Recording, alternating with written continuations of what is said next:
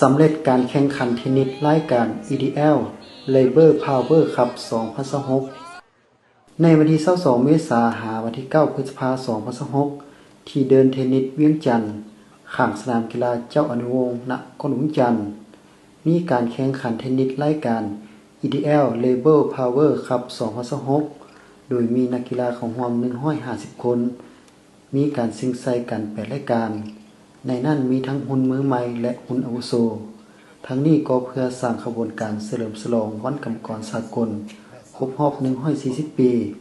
และสืบต่อปฏิบัติแผนยุทธศาสตร์การพัฒนากีฬาเทนนิสลาวผ่านการแข่งขันประเภทเดียวชายมือใหม่ชนะเลิศได้แก่ทานฤทธิ์สมัยรองชนะเลิศทานบุญสลักษ์ประเภทเดียวหญิงสายกอชนะเลิศได้แก่ทานนางสิริมตะรองชนะเลิศทานนางเคลียร์ประเภทครูผสมมือใหม่ชนะเลิศทานนางเกตมณี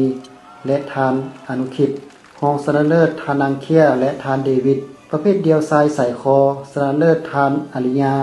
รองชนะเลิศทานคมณีประเภทครูหญิง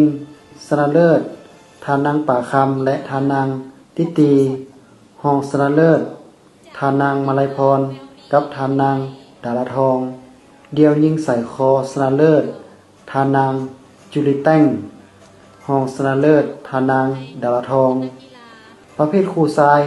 สายคอและสายคอชนะเลิศทานสมใจและทานพุทธวงศ์รองชนะเลิศทานอริยากับทานคำประสิทธิ์ประเภทครูสายคออาวุโสอายุร่วมกัน110ปีชนะเลิศทานขันธนูเวียงและทานจักรประเสริฐรองชนะเลิศทานจุลงและทานดงกิให้เกียรติเข้าร่วมชมและมอบรางวัลมีทานแสงพรพ้นอามาตย์รองประธานและเลขาธิการคณะกรรมการโอลิมปิกแห่งชาติลาว